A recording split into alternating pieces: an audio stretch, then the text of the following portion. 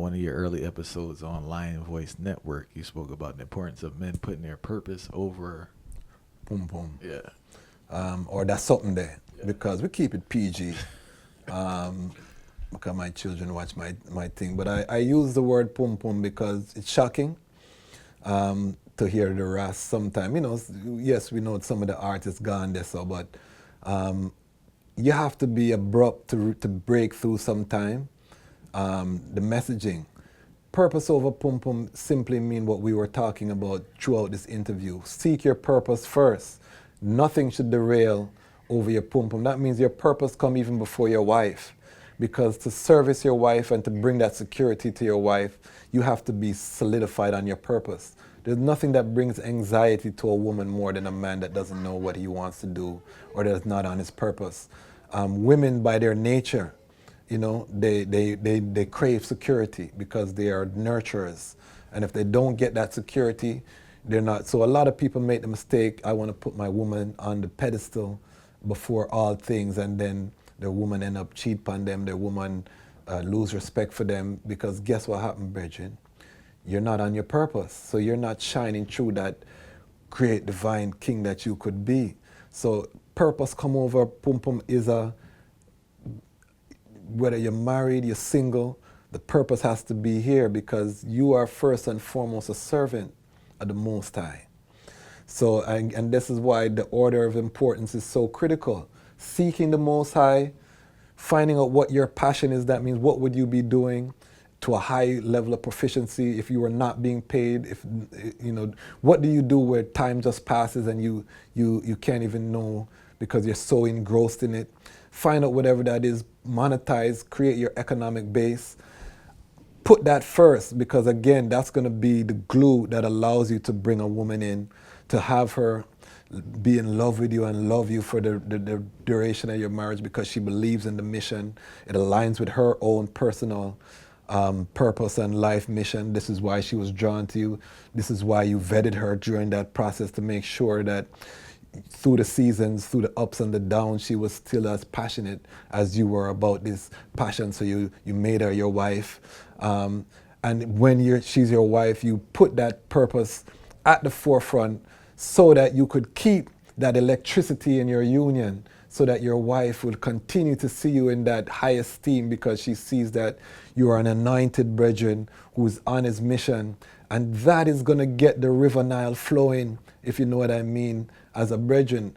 We oftentimes, because of the romantic, you know, in TV where the woman is the prize and all of that, we get caught up in all of that. The Almighty is the prize. The purpose is the prize. Everything else shall be added. Seek ye first the kingdom of the Almighty and all the righteousness, and all things shall be added. So everything else is added based on you seeking being at that divine instrument. Because being an instrument, the Almighty wants you to have a helper to execute his work in the best way. So the human being is both, you know, the human species is both male and female. So when they say become one flesh, you cannot reach a fullness of who you are without that balance, the female, which is why when you connect with that female, you're able to generate life, that Trinity principle, and you're able to multiply a new life form.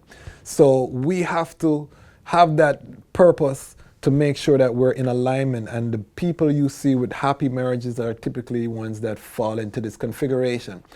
In the comment section, you're going to see a lot of people say, well, me and my wife, there's exceptions to every rule.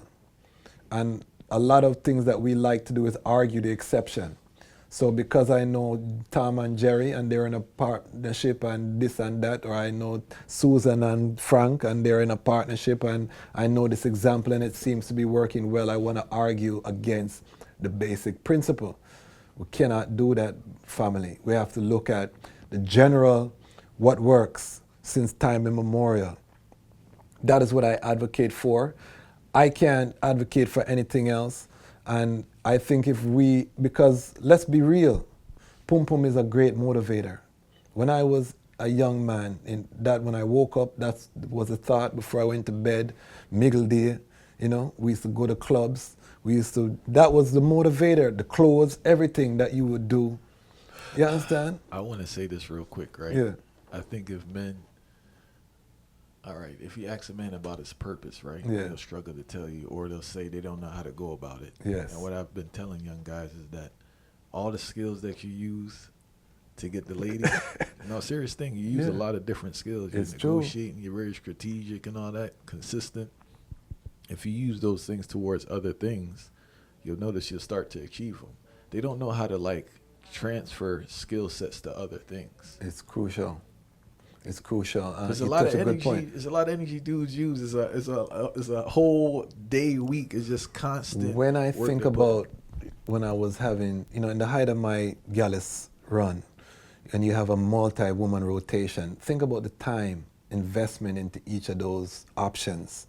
Because if one decline, you want to call the next one, and all of this. So those relationships have to be maintained. You're investing time management, storytelling, negotiation, as you say, charisma, selling a story, of who you are and what you bring to the table. As you say, these are transferable skills. That's one of the things that woke me up against that lifestyle, is when I realized the waste, and that if young men spent that time investing in their purpose, where they would be. If you use your 20s to really dig down, when you have that strength, when you can bleach with ease,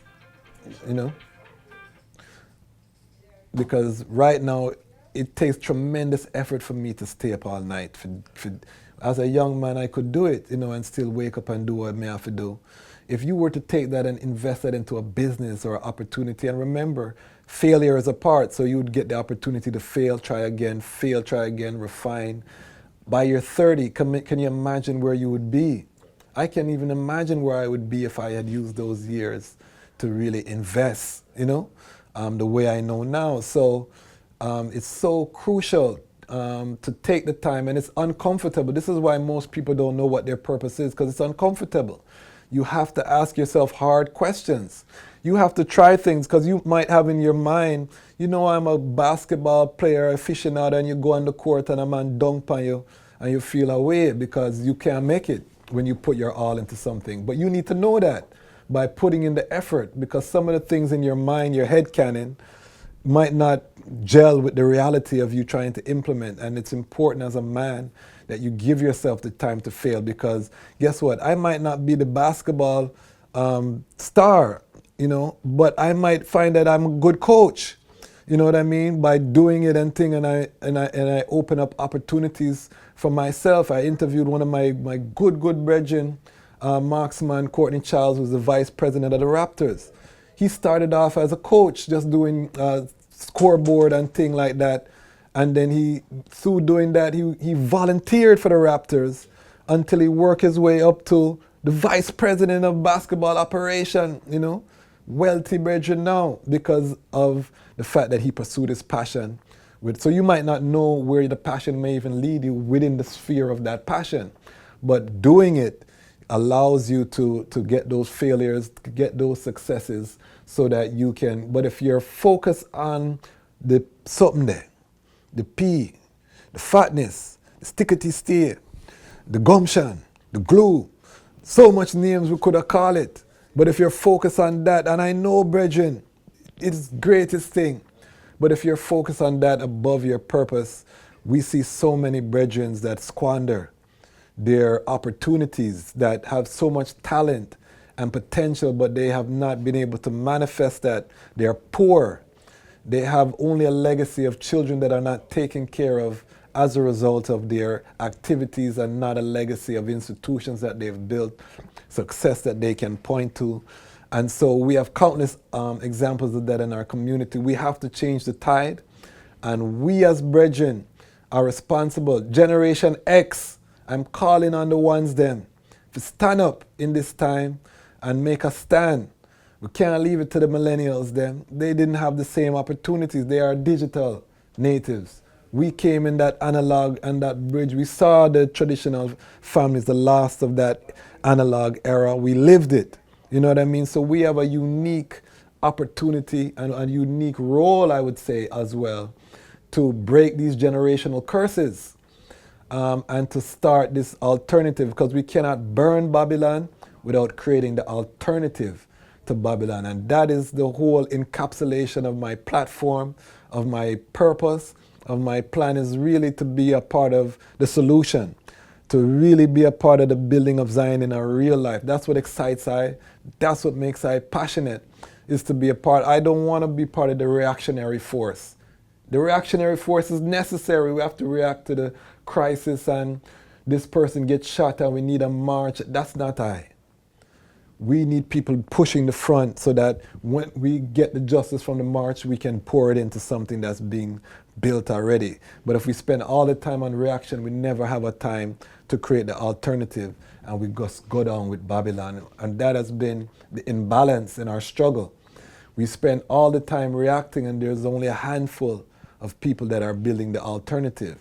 So I'm really putting out that trumpet call to like-minded brethren to join I&I on I&I platforms, that we can create the solutions for the future, because we need ones who are living the life to share their experience. And I, my mantra is, the time has come for the lions to tell their own story, because this is the lion voice. And I say that because until the lion tells a story, the hunt will always glorify the hunter. That's the African proverb.